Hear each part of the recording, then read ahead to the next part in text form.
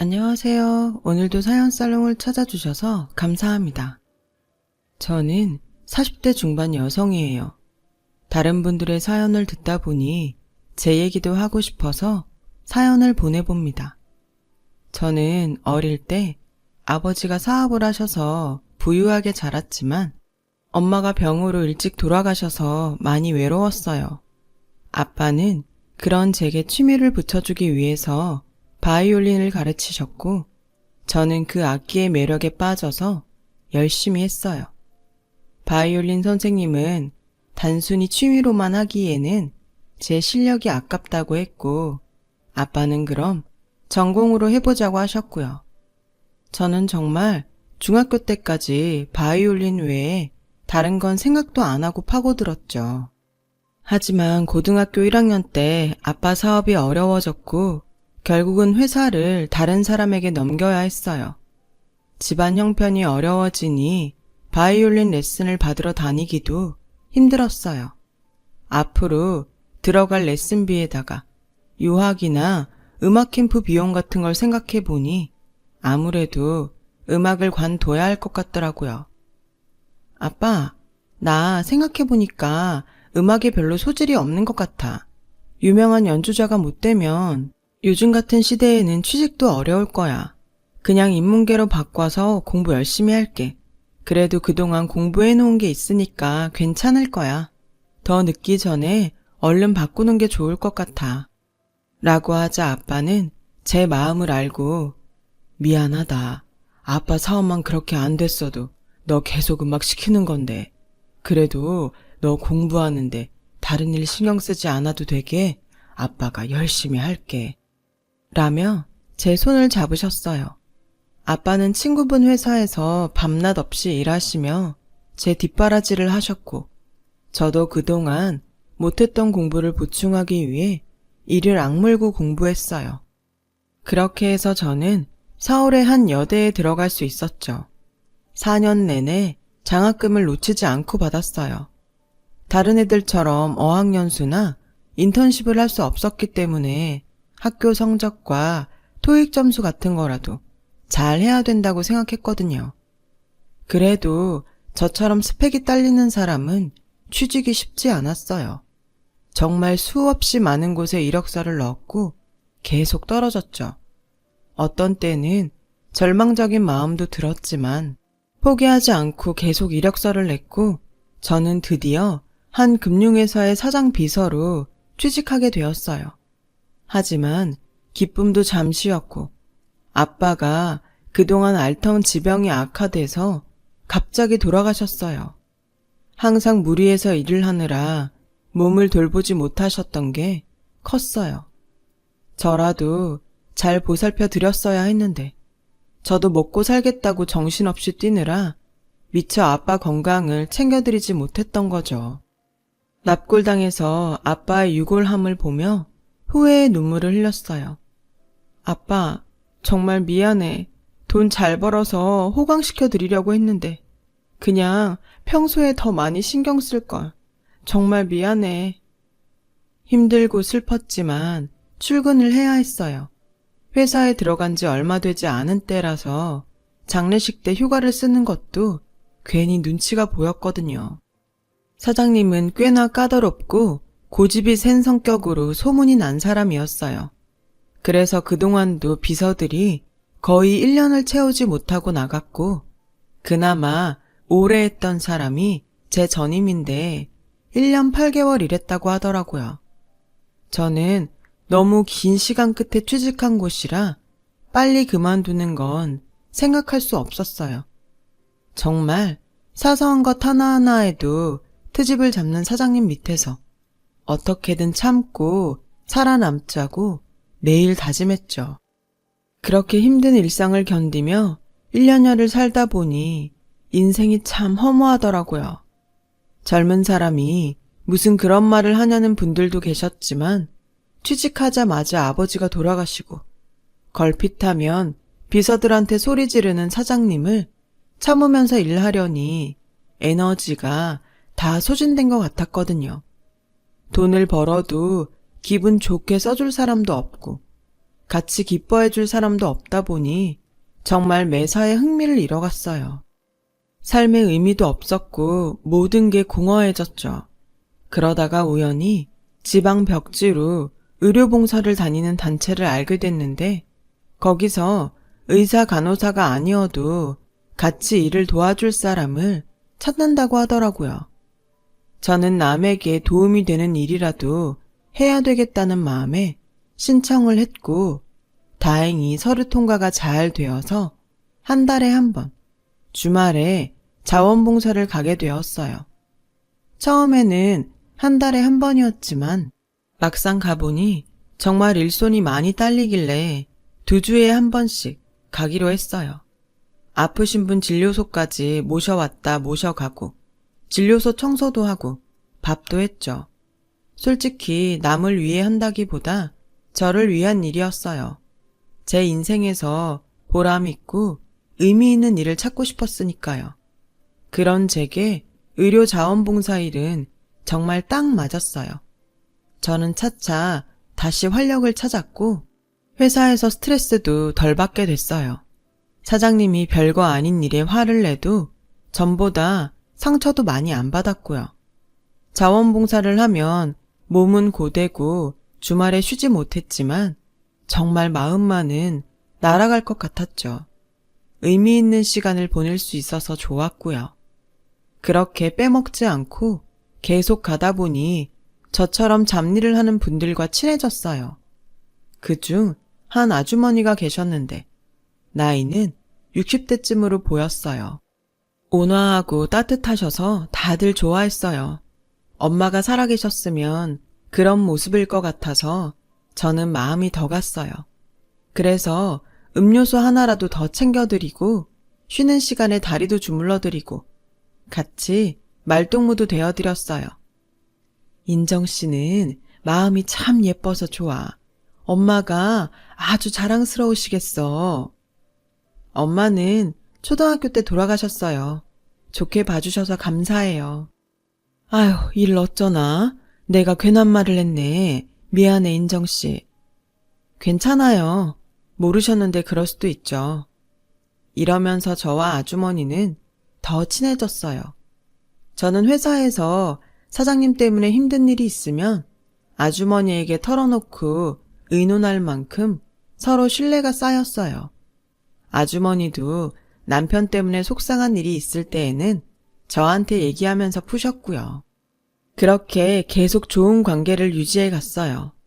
한 번은 바닷가가 인접한 마을로 의료봉사를 갔는데 도착해서 짐을 풀어보니 반찬거리가 많이 부족하더라고요. 서로 알아서 잘 챙겼을 거라고 생각하고 준비를 안 했던 것 같았어요.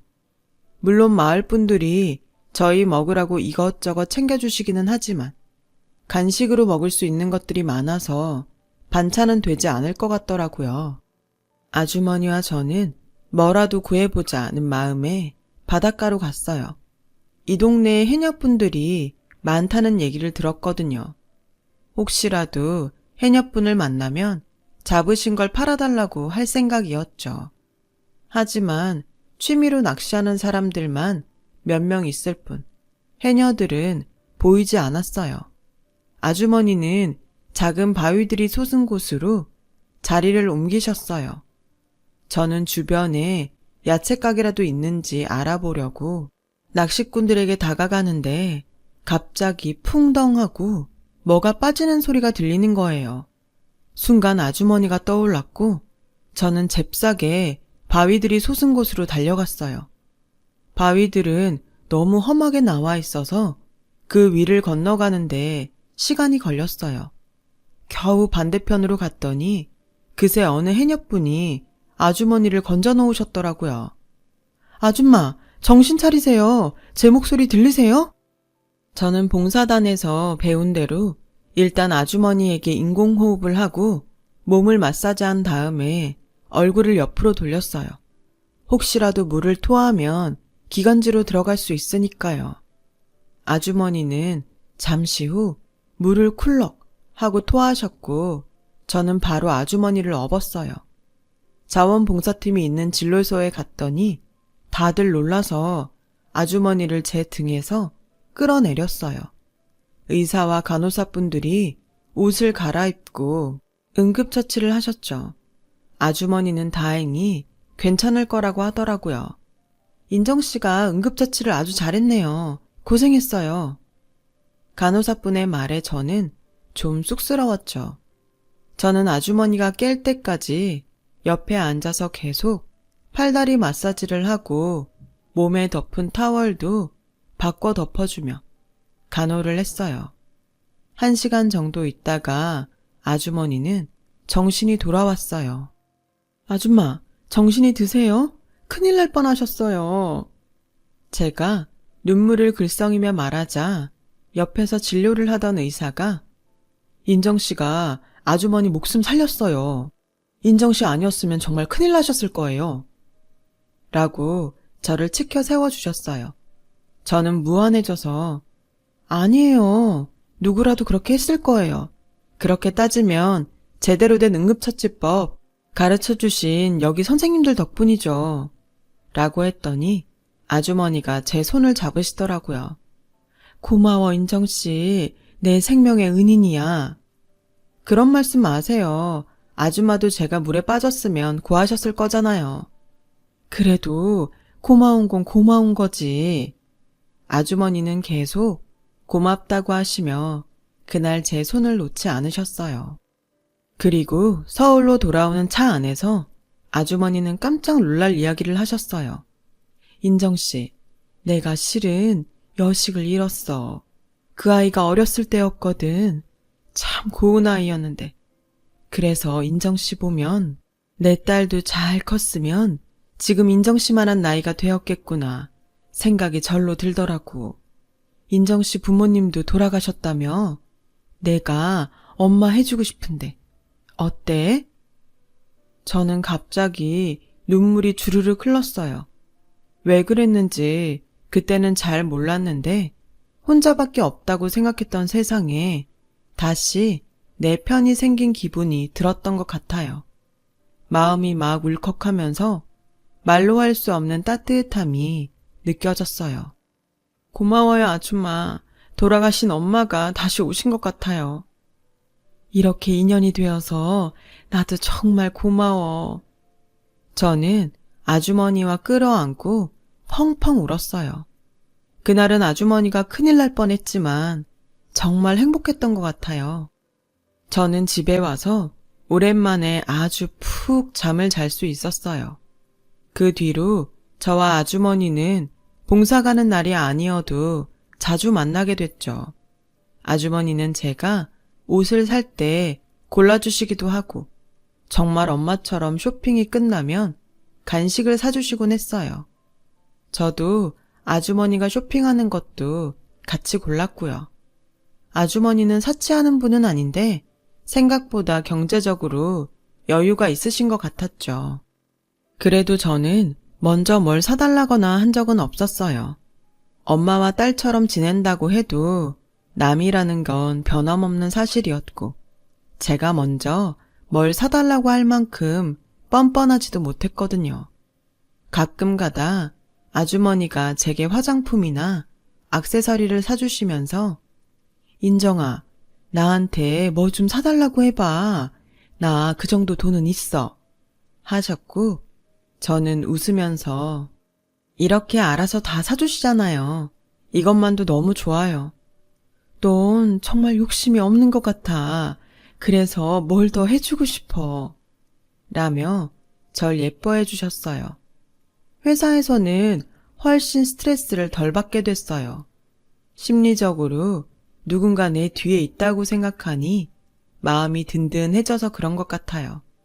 사장님은 변함없이 깐깐하게 굴고 성질도 막 부리셨지만 정말 잘 넘기게 됐고 저는 인연을 채우며 가장 오래 일한 비서가 됐어요. 사장님은 그때부터 저한테 좀 달라지셨어요. 중요한 일은 제게 맡기셨고 주요 미팅에도 데리고 가셨죠. 다른 비서들은 사장님 밑에서 일하기 싫다고 매일 불평을 하면서도 굵직한 일을 하는 저를 은근히 시샘하며 뒷말을 하더라고요. 저는 그럴 때마다 더 당당하게 굴었어요. 뒤에서 욕하지 말고 사장님 싫은 소리 다 들으면서 2년 넘겨봐요. 그럼 그때 기회가 주어질 테니까. 그러자 오히려 조금씩 불평이 줄어들더라고요. 그렇게 사장님과 더 가까운 데에서 일을 하다 보니 자주 마주치는 분들도 생기게 됐어요. 그 중에 한 분이 저한테 자주 말을 거셨어요. 저도 곧잘 먼저 인사를 했고요. 그 사람도 저한테 호감이 있었고 저도 그랬죠. 그러다 보니 서로 한 번이라도 더 말을 하려고 했고 자연스럽게 사귀는 단계로 가게 됐어요. 남자는 젊은 나이에 하청업체를 운영할 정도로 재력 있고 능력 있었어요. 그래서 저와는 잠깐 사귀다가 말 거라고 생각했죠. 왜냐하면 제 처지와는 너무 차이가 났으니까요. 하지만 남자는 그런 걸 따지는 사람이 아니었어요. 내가 집안 돈 보고 그랬으면 벌써 다른 사람 만나서 결혼까지 했을 거야. 나는 진짜 내 마음에 드는 사람을 만나고 싶었어. 라며 진심으로 다가오더군요. 저는 그런 남자의 마음에 감동했고 1년 정도 연애 끝에 결혼을 하기로 마음먹었어요. 하지만 그 얘기를 전해 들은 남자 집안에서는 모두가 반대를 했다고 해요. 특히 남자 어머니 반대가 엄청났죠. 하루는 회사에 찾아오셔서 사무실에서 대놓고 네가 우리 준호한테 꼬리치내냐? 일개 비서주제 감히 우리 집안에 시집올 생각을 해? 너도 진짜 대단하구나. 라며 모욕을 주셨어요. 저는 너무 창피하고 자존심이 상했지만 꾹 참았어요. 회사에서는 제가 여우라고 소문이 났고 정신적으로 힘들어졌죠. 남자는 자기 엄마와 싸우면서까지 저와 결혼을 하겠다고 했고 저도 그런 남자를 믿고 모험을 해보고 싶었어요. 남자 집으로 인사를 갈 땐 마음을 굳게 먹었죠. 그런데도 다들 저를 냉대하니 결혼을 포기하고 싶어지더라고요. 남자 어머니는 저한테 솔직히 네가 인류대를 나왔니? 번듯한 친정이 있니? 너 고아라며? 그런데 우리가 널 어떻게 반겨?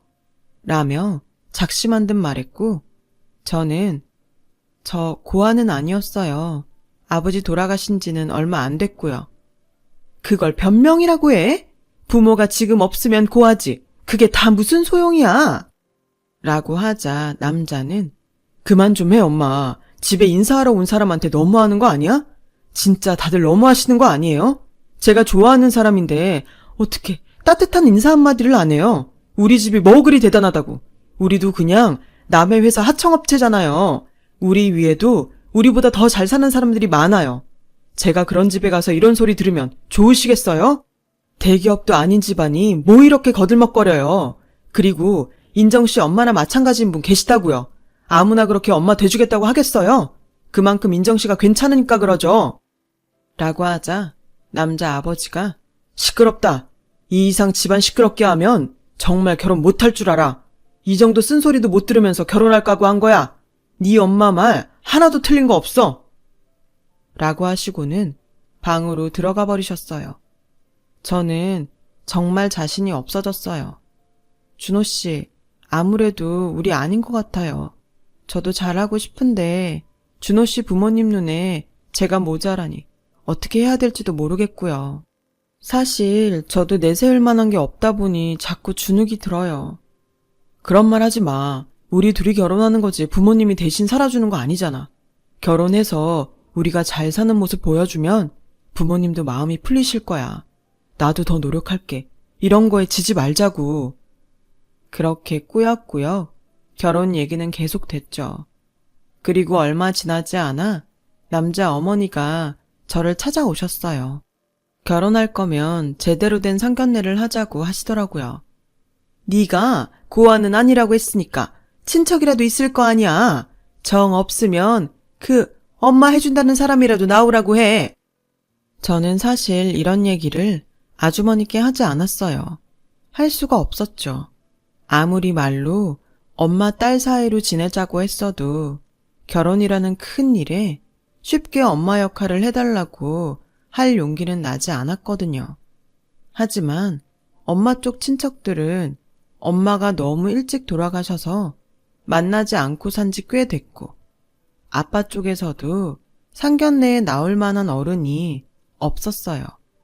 저는 정말 많은 고민 끝에 결국 아주머니께 얘기하기로 했어요. 자원봉사를 가는 차 안에서 저는 남자와 그 집에 대해 이야기를 했죠. 상견례 때 어른들을 모시고 나오라는데 제 주변에 마땅한 분이 없어서요. 그래서 정말 염치 없는 부탁인데요. 라고 하자 아주머니는 제 말을 끊고서 갈게, 내가 갈게 하시는 거였어요. 내가 엄마 해준댔잖아. 왜 이런 얘기를 안 했어? 엄마가 상견례에 안 나가면 누가 그런 자리에 나가? 나 막 섭섭하려고 하네. 저는 너무 감동해서 눈물이 흘렀어요. 그래도 제가 남인데 너무 죄송하잖아요. 그동안 해주신 게 얼만데 어떻게 엄마 자리를 채워달라는 말을 하겠어요. 라고 하자 아주머니는 인정아, 나 네 엄마 하겠다는 거 빈말 아니었어. 정말 네 엄마 자리 내가 채워주고 싶다는 뜻이었다고. 그러니까 미안해하지 마. 엄마한테 상견례 얘기하는 거 당연하잖아. 라고 저를 안아주셨어요. 저는 미안함과 고마움에 그동안 받은 서름까지 겹쳐선 아주머니 품에서 엉엉 울고 말았어요. 서울로 와서 아주머니는 저를 데리고 백화점에 가서 상견례 날 제가 입을 옷하고 구두에 핸드백까지 사주셨고, 아주머니도 상견례 날 입을 옷을 고르셨어요. 아주머니가 옷을 입고 거울 앞에 서자 직원이 저한테 어머니랑 어디 좋은 데 가시나 봐요? 라고 묻더라고요. 제가 당황해서 얼굴만 붉히며 서 있자 아주머니는 맞아요. 우리 딸 상견례가 있어서 거기 가려고 사는 거예요. 라며 웃으셨어요. 직원은 잘 됐다면서 좋은 시간 보내라며 덕담을 해주더라고요. 옷을 사가지고 나오면서 아주머니는 제 손을 꼭 잡고 흔드시며 우리 누가 봐도 모녀 사이야. 그러니까 인정이 너 나한테 엄마라고 불러봐. 라고 하시는 거였어요. 저는 쑥스러워서 한동안 주저주저 하다가 겨우 엄마 고마워 라고 했고 아주머니는 너무 좋다며 환하게 웃으셨어요. 그렇게 시간이 지났고 상견례 날이 되었어요. 아주머니는 집에 일이 있다며 약속 장소에서 만나자고 하셨어요. 저는 상견례장에 제일 먼저 도착해서 앉아 있었어요. 오늘은 또 어떤 반응들을 보일지 긴장이 돼서 마음을 가다듬고 있었죠. 조금 있으니까 남자가 왔고 그 뒤로 남자 부모님이 오셨어요. 두 분은 제가 혼자 있는 걸 보더니 얼굴이 굳어지셨어요. 남자 어머니는 의심스럽게 저를 보며 오긴 누가 오는 거니? 아니면 지금이라도 말해. 배고픈데 얼른 저녁이나 먹고 들어가게. 라길래 제가 지금 차가 막혀서 조금 늦는다고 문자 왔어요. 잠시만 기다려주세요. 죄송해요. 했더니 남자 아버지는 허기가 진다며 직원한테 반찬이라도 먼저 달라고 하더군요. 남자는 그런 부모님을 못마땅하게 보며 조금만 기다리세요. 그 정도는 참을 수 있잖아요. 라고 했더니 남자 어머니가 너도 좀 정도껏 해. 네가 이러는 거 얘한테 하나도 도움 안 돼. 알아? 라며 앙칼지게 말씀하셨어요. 그래서 제가 먼저 시켜서 드세요. 배고프신데 그냥 계시면 힘드시잖아요. 라고 했더니 남자 어머니는 네가 왜 우리한테 이래라 저래라야? 시켜도 우리가 시키고 배고파도 우리가 알아서 해. 너 이렇게 일일이 나서면 나중에 우리랑 상당히 피곤해진다. 그저 어른들 하는 처분 바라고 가만히 있어야지. 이런 자리에서 어디 함부로 끼어들어?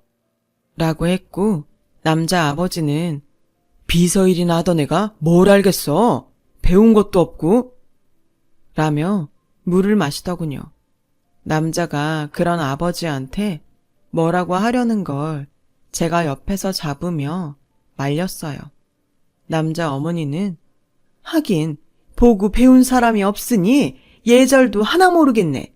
너 가정교육을 못 받았으면 공부라도 죽어라고 파서 인류대라도 갔어야 되는 거 아니니? 고작 겨우 대학 나와서 한다는 게 비서나 하다가 이제 와서 팔자 고치려 들어? 하는데 정말 울컥했어요. 그때 아주머니가 나타나셨어요. 듣자 하니 정말 과관이네요. 지금 두 분이 뭐 하시는 겁니까? 라고 하는데 갑자기 남자와 남자 부모님 얼굴이 창백해지더군요. 남자 어머니가 사모님이 여기에 어떻게 오셨어요? 설마... 그래요. 내가 인정이 엄마예요. 박준호 사장도 나 알지? 본 적 있잖아. 라고 하자 남자도 고개를 숙이며 사모님이신 줄 정말 몰랐습니다. 라고 절절 매더라고요. 알고 보니 아주머니는 아주 건실한 중소기업의 회장 사모님이었어요. 그리고 남자네 회사는 90% 정도를 그 회사에 기대고 있는 하청업체였고요. 아주머니가 제 양엄마라는 걸 알자 예비 시어머니는 어쩔 줄 몰라서 안절부절했어요. 사모님, 제가 정말 큰 실례를 했어요. 이를 어째... 제가 댁들 회사 이름 듣고 확인할 것이 있어서 늦었는데 정말 우리 앞에서 난 그러더니 어떻게 자기보다 못하다고 생각하는 사람들한테 이렇게 함부로 해요. 이런 사람들인 줄 진짜 몰랐네요. 라며 화를 내시고 제 손목을 잡으셨어요. 가자 인정아. 너 이런 집에 내가 못 보내. 그리고 박준호 사장. 자네 탓은 아니지만 이렇게까지 무시하는데 여자한테 결혼만 하면 다 해결된다고 고집 부리는 거 아니야. 자네는 원하는 사람하고 결혼만 하면 되지만 여자는 무슨 죄야? 평생 이 사람들 겪으면서 살아야 되는데. 그러자 예비 시부모님은 아주머니 앞에 거의 무릎을 꿇다시피 했어요. 남자 아버지가 제가 정말 몰라봤습니다. 너무 큰 실례를 했네요. 라며 사죄를 했지만 아주머니는 완강하게 저를 끌고 나오셨어요. 그러고 났더니 저도 정신이 번쩍 들었어요. 왜 그렇게 그 남자와 결혼을 하려고 했는지, 사랑하니까 살다 보면 나아질 거라고 믿은 게 너무 어리석었던 것 같더라고요. 남자는 몇 번이고 저를 찾아와서 잘해보자고 했지만 그 집 식구들의 두 얼굴을 본 저는 더는 그러고 싶지 않았어요. 결국 그 남자와는 헤어졌고 아주머니 소개로 좋은 남자를 만났어요. IT 벤처기업을 하는 사람인데 아주 믿음직스러웠죠. 저는 그 사람과 반년 정도 사귄 후 결혼을 했어요. 엄마 자리에는 아주머니가 서주셨고요. 저는 결혼식에서 다시 한번 말했어요. 엄마, 고마워. 우리 딸 행복해야 돼? 그렇게 저와 아주머니는 정말 모녀지간처럼 지금까지도 잘 지내고 있답니다. 제가 이렇게 행복해도 되는 걸까 싶습니다. 항상 친정엄마 같은 아주머니께 감사하며 살고 있어요. 이렇게 글을 쓰고 보니 오늘따라 엄마 아빠 생각이 많이 나네요. 하늘에서도 저를 지켜주고 계신 건 아닐런지요. 제 사연 들어주셔서 다들 감사합니다. 모두들 좋은 인연 만나시길 바랄게요. 행복한 하루 되세요. 여러분, 사연 댓글에 응원과 현명한 조언 부탁드려요. 좋아요와 구독은 저에게 큰 힘이 됩니다. 오늘도 좋은 일 가득하세요.